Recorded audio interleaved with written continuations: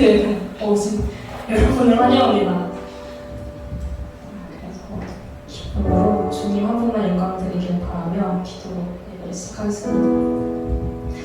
하나님 아버지 감사합니다. 오늘도 저희가 이 자리에 나와 주님께 예배드리게 하시며 감사합니다. 한 주 동안 주님의 자녀로 살지 못했던 저희 모습을 용서해 주시고 시간 저희가 온 마음으로 주님을 찬양하기를 원합니다. 저의 마음을 받아주세요. 감사드리며 예수님 이름으로 기도드렸습니다. 첫 번째 곡은 명근이 오빠의 자작곡인데요. 네, 오빠가 작곡을 시작한 지 좀 됐는데 이렇게 찬양으로 쓰게 되었습니다. 이 곡은 오빠가 모든 것에 있어서 첫 번째가 되는 것을 항상 하나님께 올려드려야 한다는 마음을 가지고 있더라고요. 그래서 그 마음으로 쓴 곡이 바로 이 찬양입니다. 그래서 이 찬양에는 제가 상수했을 때 그 밤이 오지 않길 바라는 그 저의 마음도 들어있고 다른 사람이 보는 명근이 오빠의 믿음의 모습도 들어있고 마지막으로 오빠가 하나님에 대해서 어떻게 생각하면서 살아가는지에 대한 마음이 담겨있는 찬양입니다. 그래서 항상 나를 밝혀주시는 하나님 안에서 두려움이 없는 나를 고백하면서 이 찬양을 함께 드리겠습니다.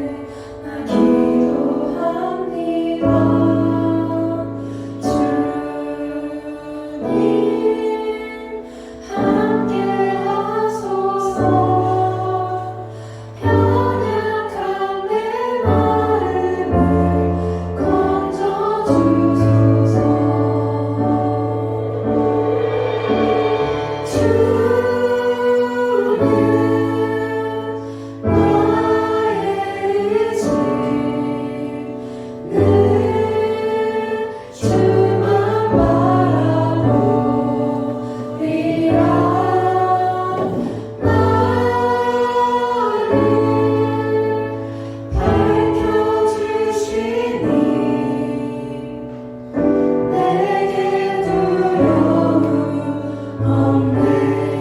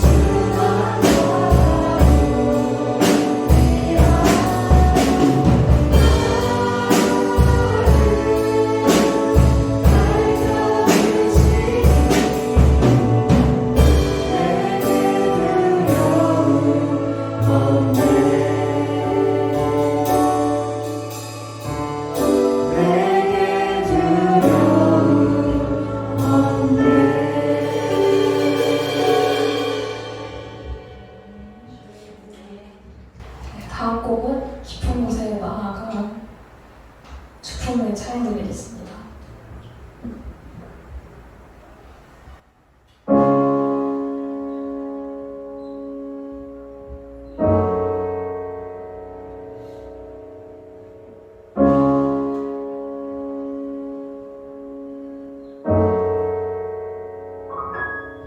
거친 바다 바라볼 때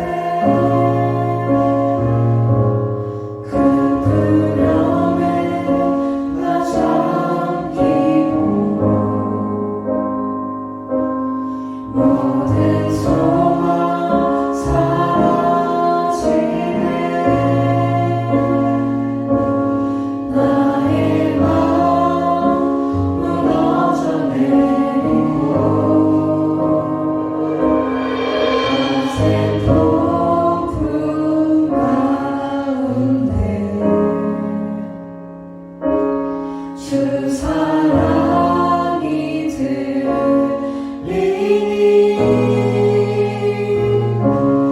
나의 작은 발걸음 주를 향해 내딛네 있는 곳에 나가 그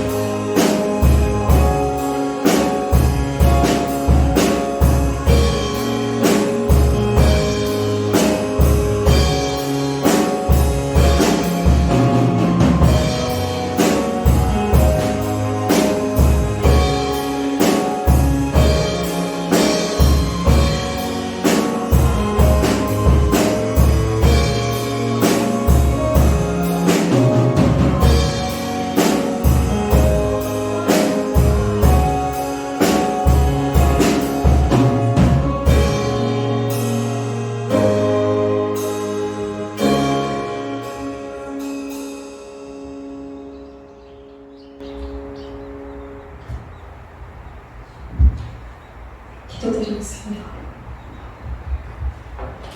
하나님 아버지 감사합니다. 추운 날씨 속에도 건강하게 이 자리에 나와 주님께 예배드리게 하시니 감사합니다. 주님, 한 주 동안 주님의 자녀로 살아가지 못했던 순간들이 있습니다. 주님, 저희가 주님의 자녀로 바르게 살아갈 수 있도록 항상 저희를 해주시고 저희를 인도해 주세요. 오늘 예배 가운데 함께 해주셔서 저희 마음이 열어주시고 주님께 저희가 모두 은혜 받는 시간이 될 수 있도록 도와주세요. 감사드리며 예수님 이름으로 기도드렸습니다. 아멘. 감사합니다. 오늘 공지사항 하겠네요. 예배 후에 바로 오늘도 성탄절 연습하겠습니다. 성탄절 찬양 연습하는데요. 오늘은 본당에 올라가서 해보겠습니다.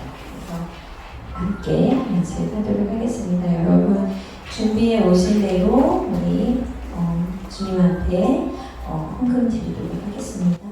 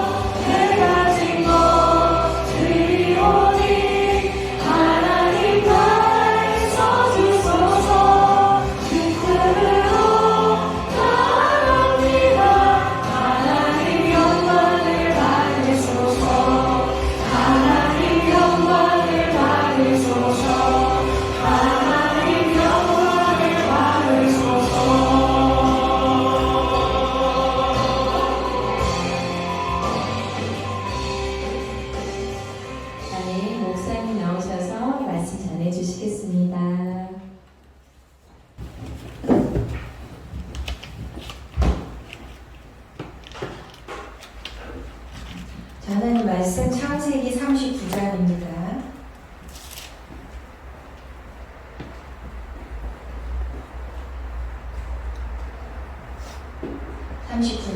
찾았어요? 네, 39장을 찾아놓으십시오. 함께 읽으면서 살펴보도록 하겠습니다. 39장 1절. 요셉이 이끌려 애굽에 내려가매 바로의 신하 친위대장 애굽 사람 보디발이 그를 그리로 데려간 이스마엘 사람의 손에서 요셉을 산이라. 여호와께서 요셉과 함께 하심으로 그가 형통한 자가 되어 그의 주인 애굽 사람의 집에 있으니 그의 주인이 여호와께서 그와 함께 하심을 보며 또 여호와께서 그의 범사에 형통하게 하심을 보았더라. 아멘. 23절 끝절을 보십시오. 39장 23절. 21절, 22절, 23절, 21절부터 볼게요.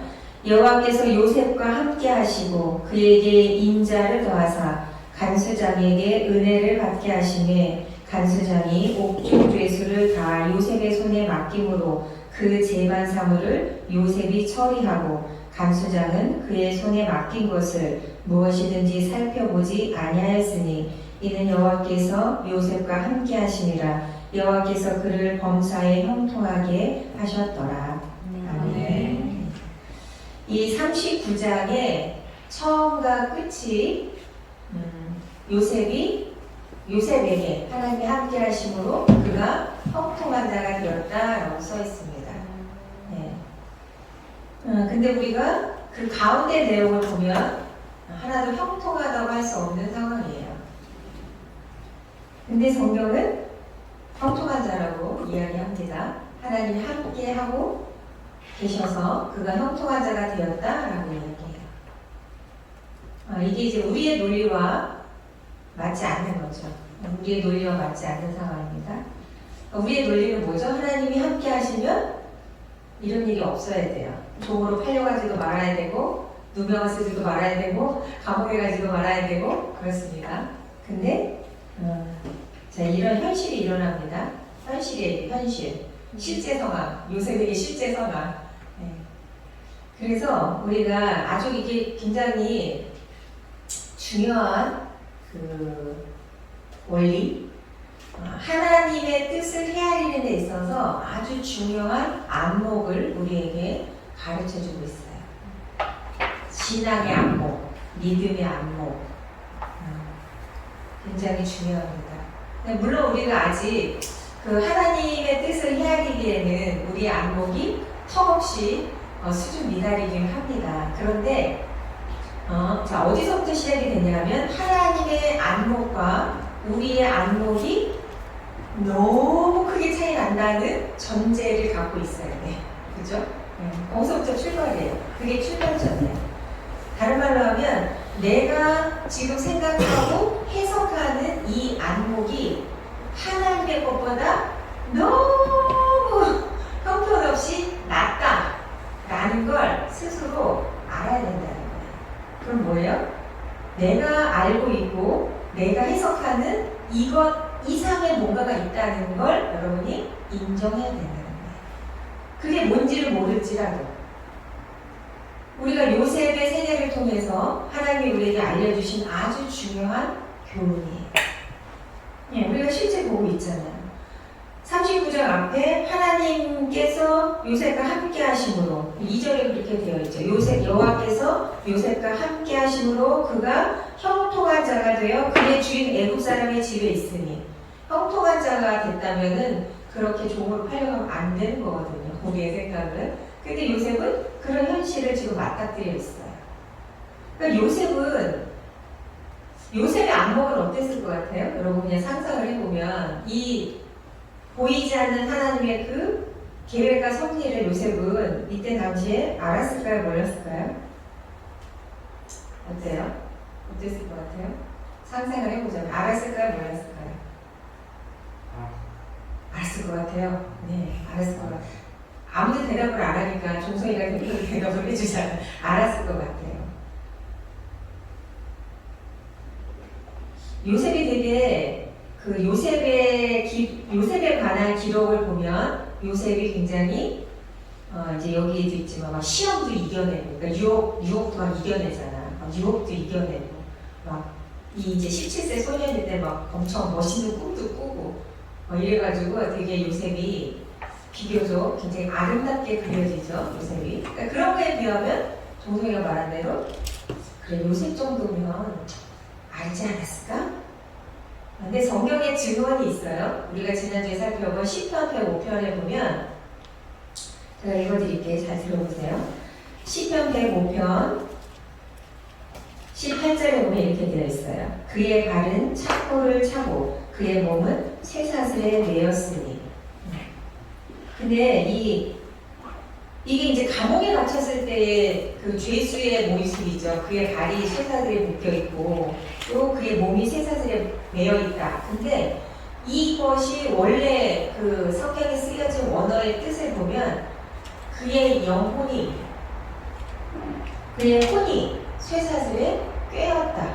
그런 뜻도 있다고요. 그러니까 그의 몸이 쇠사슬에 매였다고 이렇게 문자적으로는 되어 있지만 원어의 그 원뜻을 살펴보면 그의 혼이 쇠사슬에 꿰었다. 그렇게도 표현할 수 있다고 해요. 그건 뭐죠? 그 자신도 몰랐다는 거예요. 그의 혼이 쇠사슬에 꿰었다.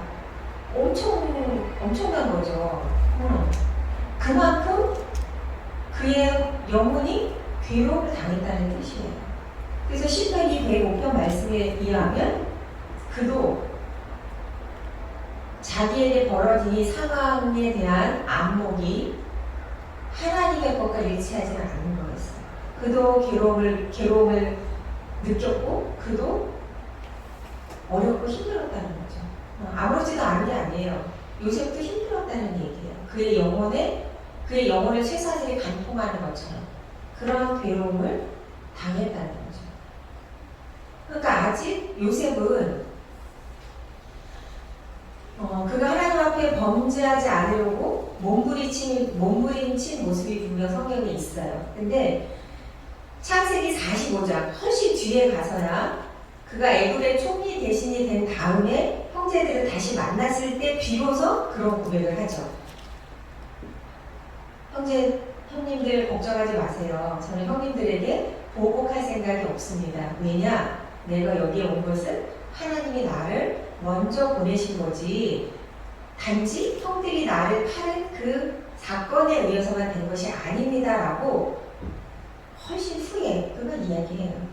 막 이렇게 고난을 당할 때는 요셉이 범죄하지 않은 건 사실이지만 그가 이것에 대한 의미를 알았다거나 하나님을 찬양한 내용이 나와 있지 않죠. 성경에는 그냥 그 어떤 현장만 소개하고 있는 거야. 요셉이 이런 일을 당할 때 이렇게 했고 이런 일을 당할 때 이렇게 했다 이렇게만 있지 요셉의 고백이나 하나님을 찬양하는 게 나와 있지 않아요. 이 내용 중에는. 근데 이제 훨씬 후에 가서 그가 애굽의 총리 대신 30대에 이르러서 비로소 그런 고백을 하죠. 하나님께서 나를 여기에 먼저 보내신 겁니다. 훨씬 후에 그런 고백을 해요. 그러니까 이런 일을 당할 때 요셉은 알지 못했다는 거예요. 그런데 중요한 건 뭐냐? 우리가 요셉하고 다른 이유는 뭐야? 요셉이 우리와 다른 부분은 뭐냐? 이유를 모르는 건 똑같아요. 우리도 이유를 몰라. 왜 나에게 이런 일이 일어났는지, 이런 상황이 왜 나에게 왔는지 몰라요. 우리도. 요셉도 몰랐어. 그런데 그럼에도 불구하고 요셉은 그 매일의 하루를 성실하게 살았다는 거죠. 왜? 하나님 앞에서 사는 삶이기 때문이에요. 하나님 앞에서. 자, 그거 성경은 여호와께서 요셉과 함께 하심으로. 그러니까 이건 요셉의 고백이 아니에요. 야곱은 어떻게 했죠? 서랍다리 꿈을 꾼 다음에 하나님이 나와 함께 하시는 건 하나님이 여기 계시는 거는 내가 몰랐다라고 고백하잖아요. 자기 입으로. 이 요셉에 관한 기사는 요셉의 고백은 없어요. 계속 여호와께서 그와 함께 하셔서 라고 요셉이 아닌 다른 화자에 의해서 이 상황이 기록되는 거죠. 요셉도 왜 이런 일을 당하는지 몰라. 근데 성경은 계속 하나님께서 요셉과 함께 하심으로 하나님께서 요셉과 함께 하심으로 그가 형통한 자가 되었더라.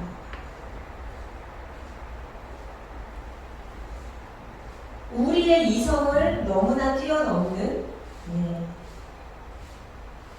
그런 부분이에요. 사실은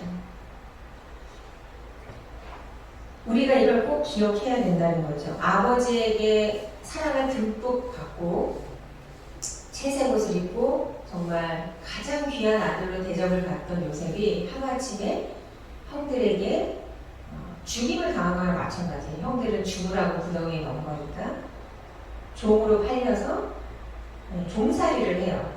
소위 말해서 육체 노동이죠. 종살이는. 그 형들이 양치러 갈 때 요셉은 안 갔잖아요. 저 형들만 양치러 가고 뭐 험한 일을 안 해본 거지. 아버지가 안 시킨 거죠. 근데 하루아침에 종이 되었어. 노예가 되었어요.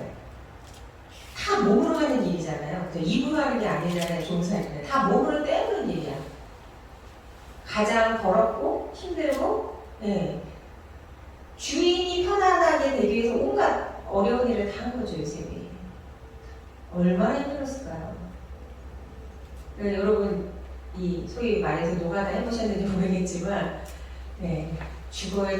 처음에 할 때는 안 아픈 데가 없거든요. 온몸이 이 마디마디가 다 아파요. 그게 이제 몸에 배서 조금 이게 뭔가 내성이 생기면 조금 더 나아지고 하죠. 엄청 힘들어요. 처음에 노가다 할 때. 그렇거든요. 요셉이 이제 그런 세월을 겪었다는 거죠. 근데 오늘 성경에 보면 아주 희한한 4절 한번 보세요. 4절 5절에 보면 이렇게 해요. 그가 요셉에게 자기의 집과 그의 모든 소유물을 주관하게 한 때부터 여호와께서 요셉을 위하여 그 애굽 사람의 집에 복을 내리심으로. 굉장히 중요한 거예요. 자, 이 어떤 이 때가 있어, 하나님의 때가. 이 보디바레라는 사람이 왕의 신하예요. 이렇게 총망받는 신하. 그 보디발의 집에 팔려가 요셉이. 그런데 그 보디발이 요셉에게 모든 소유물을 주관하게 한 그때부터, 그러니까 처음부터 그런 건 아니죠. 처음에는 뭐 제일 소위 말해서 막내 제일 10위 노예일 거 아니에요. 그리고 처음에 뭐 어리버리 뭐 그런 육체적인 일을 안 해본 소년이니까 뭐 제대로 했겠어요. 맨날 뭐 잘 못했겠죠, 일을. 그런데 그냥 성실의 아이콘이야, 요셉은. 예, 성실의 아이콘, 충성의 아이콘, 정직의 아이콘. 그러니까 열심히 성실하게 한 거죠. 성실하게 계속 하다 보니까 잘하게 되고, 제일 중요한 건 하나님께서, 오늘 성경이 그렇게 얘기하잖아요. 여호와께서 요셉과 함께 하셔서. 그러니까 어떻게 한번 해보면 이거 이렇게 하면 더 잘하겠네. 막 지혜가 있고 또 건강도 주셨겠죠. 예. 자고 일어나면 몸이 거뜬해. 그러니까 또 막 일을 해. 그죠? 그렇게 했단 말이에요. 여호와께서 함께 하셔서. 그러니까 보디발이 점점 더 많은 일을 맡겼겠죠. 정직하게 하고 성실하게 하고 잘하니까 더 많이 맡겼을 거예요. 그래서 어느덧 다 주관하게 했어. 보디발이 다 주관하게. 어떤 것만 빼고 자기 먹는 음식만 제외하고는 다 요셉의 손에 맡긴 거예요. 그때부터 그 집안이 더 번성한 거예요. 요셉이 이 종들의 말하자면 가장 총괄 매니저가 된 그 시점부터 이 보디발의 집이 더 부자가 되고 더 큰망하는 거예요. 하나님께서 그렇게 만들어 주셨다는 거예요. 여기 성경에 이렇게 있죠. 요셉을 위하여. 요셉 때문에 그 애국 사람의 집에 복을 내리셔서 여호와의 복이 그의 집과 밭에 있는 모든 소유, 집, 밭, 모든 소유에 미친지라. 그러니까 소유를 다 요셉의 손에 완전히 다 일임을 하는 거죠. 요셉이 그만큼 성실하고 충성스럽게 했다는 거예요. 그러니까 지금 내가 왜 이렇게 형들의 미움에서 와서 이렇게 종으로 팔려서 아이고 내 팔자야 그렇게 한 게 아니라 그 상황에서도 요셉은 성실의 아이콘, 정직의 아이콘으로 살았을 때 하나님이 그에게 내린 복을 잃어버리지 않고 비록 노예의 신분이지만 그 보디발의 집에 모든 소유를 관할하는 총괄 매니저가 됐다는 거죠. 근데 그 또한 하나님의 계획하십니다. 왜? 이제 앞으로 요셉은 애국에서 이스라엘 민족이 번성하는 그 첫 초석이 되는 역할을 맡은 거예요. 애국 왕에게 신임을 얻어서 애국이라는 어떤 인큐베이터 안에서 이스라엘 민족이 번성하게 될 거거든요. 그 일에 요셉이 그 첫 걸음을 하는 주인공으로 하나님께서 택하셨기 때문이에요. 그래서 요셉의 인생을 지금 그렇게 이끌어 가시는 거예요. 요셉은 알지 못했어요. 다만 그 매 순간을 과거의 상처, 형들이 날 버렸어. 그거를 밤마다 묵상했다고 생각해봐. 이렇게 못해요. 밤마다 상처를 묵상해. 그럼 어떻게? 살아갈 힘이 없어요. 상처가 요셉의 주인이 되는 거야. 그쵸? 근데 요셉은 하나님을 주인 삼았다는 거야. 하나님을 주인 삼았어요. 그에게 왜 슬픔이 없었겠어요? 그에게 아픔이 왜 없었겠어요? 그러나 아픔과 상처가 자기의 마음을 다 차지하도록 놔두지 않았어요. 그게 요셉의 아주 특별한 점이죠. 근데 더 어려운 일이 생겨요. 장면이 쫙 바뀌어. 어떤 암시가 6절에 보면 암시가 나타나요. 요셉은 용모가 빼어나고 아름다웠더라. 뜬금없이 요셉이 되게 핸섬하고 매력적인 사람이라고 띡 나와. 이게 뭔가 암시가 있는 거지. 다음에 뭔가 자자잔 하고 뭔가 사건이 벌어지는 거예요. 여주인이 요셉에게 눈짓하다가 동침하기를 청한다. 꼬시는 거죠. 여주인이. 주인집 마나님이 꼬시는 거야. 근데 이게 우리 공동번역을 보니까 이렇게 되어 있어요. 깨나 추근덕거렸다 이게 이 여주인이 요셉에게 자나 깨나 추근덕거리는 거야. 그러면요, 지금 여주인은 권력이 있죠. 그리고 뭐 아름답다고는 되어 있지 않지만 뭐 재산이 있겠다, 뭐 종들 많겠다, 얼마나 또 뭐 꾸미고 아름다웠을 거 아니에요. 뭐 원래 예쁜 얼굴인지는 모르겠지만 얼마나 또 막 자기 치장을 하고 막 온갖 아름다운 것으로 다 꾸몄겠죠. 그렇죠? 근데 그런 여자가 계속 추근댔다는 거야. 그래서 공동방에 그렇게 돼서 추근덕댔다고 나와 있어요. 추근덕대는 거야. 그거를 거절하는 거는 그건 보통 일이 아니에요. 그렇죠? 자기가 노예 신분이야. 그렇죠? 근데 요셉은 어떻게 해요? 얘기하는 거야. 정직하고 충직하게.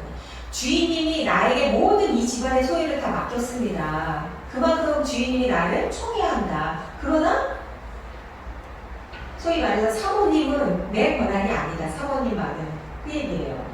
근데도 계속 추근덕대. 근데도 계속 추근덕대는 거야. 이거를 물리쳐요. 막 계속, 그러니까 육탄 공격을 하는 거야, 여자가. 남자들 조심해야 돼. 아, 여기 남자가 둘밖에 없네. 육탄 공격을 하면은 그거를 막아낼 남자는 없어요. 여자가 덮치는 거지, 소위 말해서. 어려운 일이에요. 그래서 어떻게 해야 돼? 그 자리를 떠나는 거죠. 피하는 거야. 도망가는 게 상책이야, 그럴 때는. 맞서 싸우리라. 그건 안 돼. 그건 안 돼. 그거 도망가는 게 최선의 공격이야, 이럴 때는. 그래서 요셉이 어떻게 해요? 막 붙잡고 늘어지니까 이걸 옷을 벗고 도망가는 거야, 주전장을 쳐. 근데 어떻게 해요? 누명을 써. 주인이, 이 여주인이 제가 나를 겁탈하려고 했다라고 누명을 씌우죠. 얼마나 억울해. 하나님도 무심하시지. 이렇게 할 수 있잖아요. 그런 말이 하나도 없어. 자기의 억울함을 누명을 벗기 위해서 애썼다. 그런 말도 없어. 하나도 없어, 성경에. 그냥 감옥에 갇혀요. 물론 노예 신분이었으니까 그랬을 수 있어요. 자기가 어떻게 할 수 없는 상황이라는 것을 그냥 받아들인 거죠. 감옥에 갇히게 돼요. 이런 모든 상황이 여호와께서 함께 하셔서 형통하게 되었더라. 그냥 안 맞아요, 사실은 아기가. 우리의 시각에서 보면. 근데 성경은 계속 이야기합니다. 여호와께서 함께 하셔서, 이 함께 하신다는 건 뭐예요? 하나님께서 요셉을 들어서 하나님의 구원 역사의 어느 지점에 주인공 역할로 계획하고 계시고 그렇게 그의 인생을 이끌어 가십니다. 요셉 자신은 잘 몰라요. 잘 모르는 게 아니라 거의 모르죠. 우리도 그렇잖아요. 저도 중학교 2학년 때부터 친구 좀 깨워줘, 옆에 친구들. 중학교 2학년 때부터 교회를 다녔어요. 제가 교회를 다녔는데 수십 년이 지난 후에야 하나님께서 이 우리 집안을 구원하기 위해서 나를 먼저 불러주셨구나를 깨닫게 됐어요.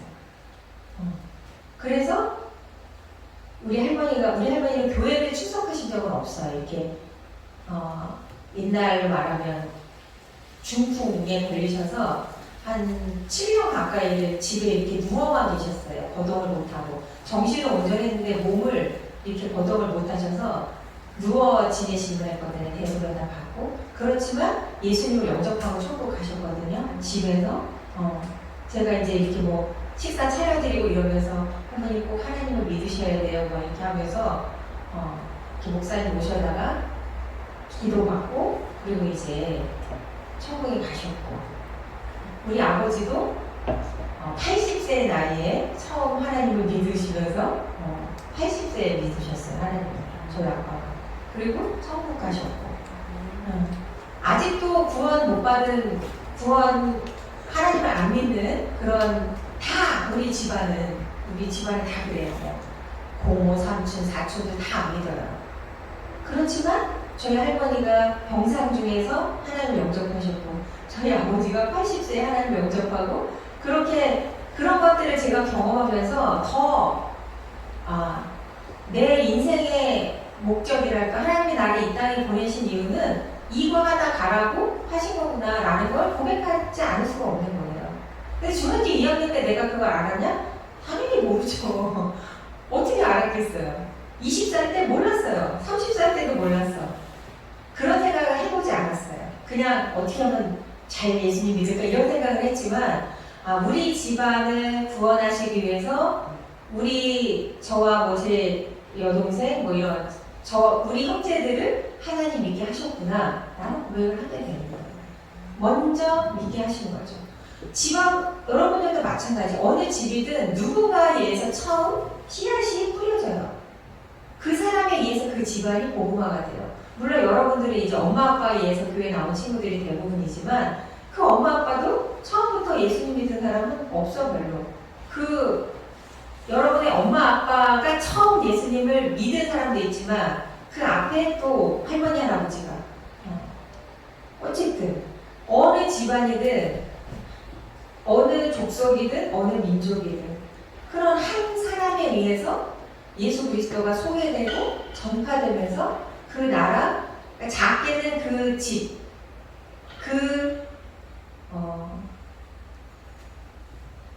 도시, 그 나라, 모든 열방으로 퍼져나가는 거죠. 그게 하나님의 뜻이란 말이에요. 요셉의 인생에도 하나님께서 요셉의 인생을 그렇게 끌어가실 때 잘 몰라요. 우리도 잘 모를 수 있어. 또 어느 시점에서는 깨달아질 때도 있겠죠. 중요한 건 뭐예요? 여러분이 알던 모르던 가장 밑바닥에는 하나님께서 나에 대한 계획과 나에게 주신 목적, 사명이 있다는 것을 알아야 돼요. 분명히 있다 그게. 모두에게 공통된 사명은 뭐예요? 그리스도인으로 살아가는 거예요. 거기에 2차적인 사명은 뭐죠? 여러분이 각자 다른 직업을 가지고 다른 일터에서 일하면서 여러 다른 환경에 놓여서 그곳에서 그곳이 어디든 여러분이 있는 그곳에서 여러분의 사명과 삶의 목적이 또 나타나는 거예요. 개개인마다. 여러분의 청년의 때에 거기에 더 관심을 가져야 돼요. 그러면요 요셉처럼 되는 거예요. 어떻게 돼? 누명을 써도 하나님 앞에 신실하게, 감옥에 갇혀도 하나님 앞에 신실하게, 노예 신분에 있어도 하나님 앞에 신실하게, 하나님 앞에서 살아가는 자가 되는 거예요. 그렇지 않으면 어떻게 돼? 내가 이 직장만 아니면 똑바로 살 수 있을 텐데, 내가 이 집안만, 이런 집구석만 아니었으면 잘 살 수 있을 텐데, 이런 생각을 하게 된다는 거죠. 저도 그랬어요. 이런 집구석만 아니었으면 얼마나 좋았을까. 그런 생각을 했었어요, 저도. 근데 그런 것들은 우리가 아직도 너무나 내 생각에만 취해 있다는 거죠. 그래서 여러분, 상처를 너무 깊이 묵상하지 마세요. 상처 받은 거 다 있어요, 사람마다. 근데 그 상처도 얼마든지 사명으로 바뀌어요. 사명으로.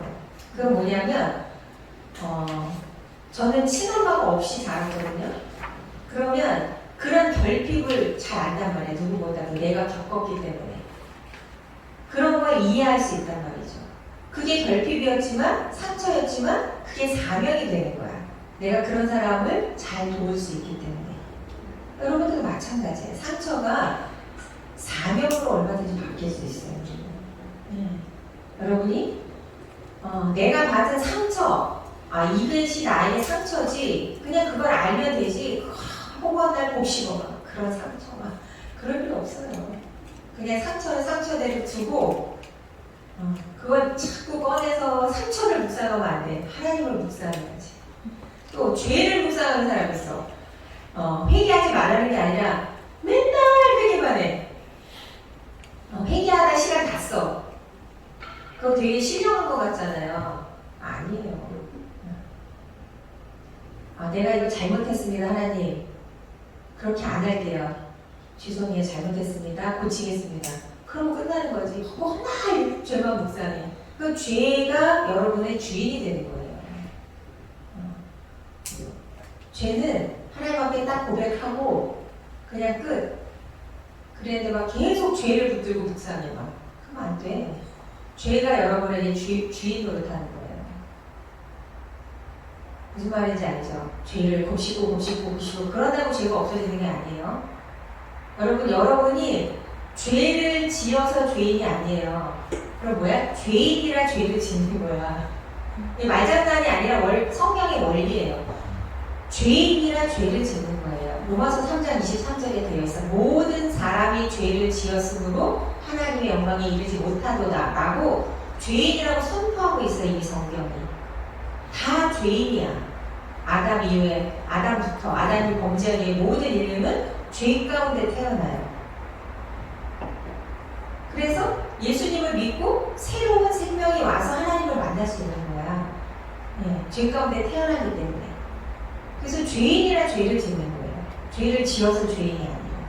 그러니까 여러분이 아무리 죄를 묵상한다고 죄가 없어지는 게 아니에요. 죄의 원인을 파악하고 죄의 경로를 추적해서 그래서 죄가 없어지는 게 아니에요. 그러니까 죄는 내가 죄를 지었어 그 즉시 이것이 죄라는 게 깨달아지는 순간 하나님 앞에 잘못했습니다. 용서해 주세요. 이제 돌이키겠습니다. 그렇게 하고 끝. 그러면 돼요. 날 기도할 때마다 막 회개 기도만 해. 그러면 안 돼요. 무슨 힘으로 살아가? 그러면? 회개는 짧게.